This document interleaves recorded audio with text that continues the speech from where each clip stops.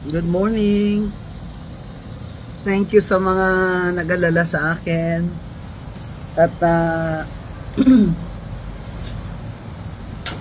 nag-video lang ako ngayon, kahit short lang ito, just to assure you that I'm okay. Mataas ang blood pressure ko kagabi, pero it's stabilized naman. And alam nyo naman ako, hindi naman ako nagagalit kung hindi talagang sukdulan yung injustice or mali, di ba? Si BBM nga, di ba? Tumayo ako doon sa cathedral at talagang speech ako doon na halos walang pahinga na.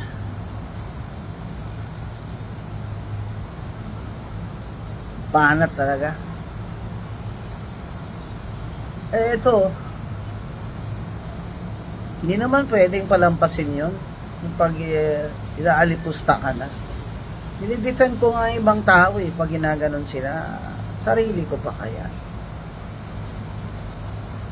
Sabihan ba naman niya ako sa Rockwell Mall na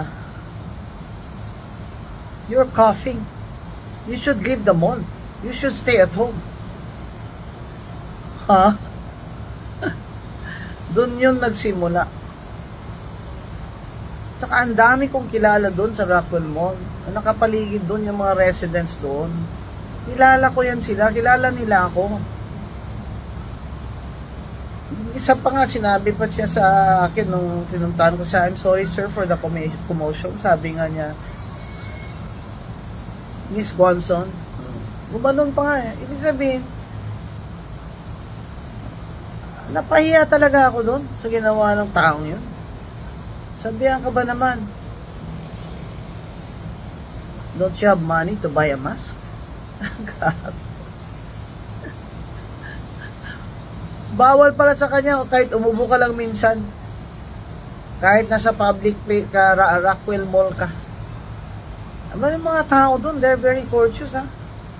They say hello to each other, you know, familiar faces.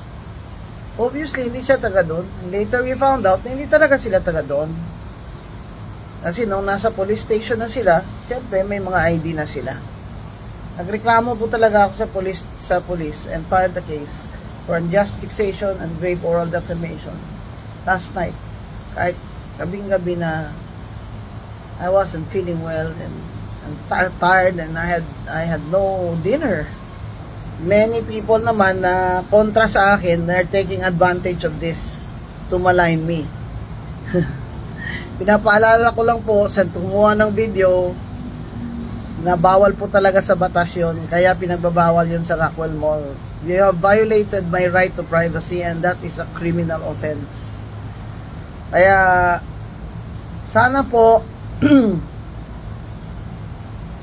pag nakita nyo yung video ko later, maybe later this afternoon, ay mas makita nyo yung yung buong katotohanan and story, and you can comment and if you like to defend me in any Facebook post.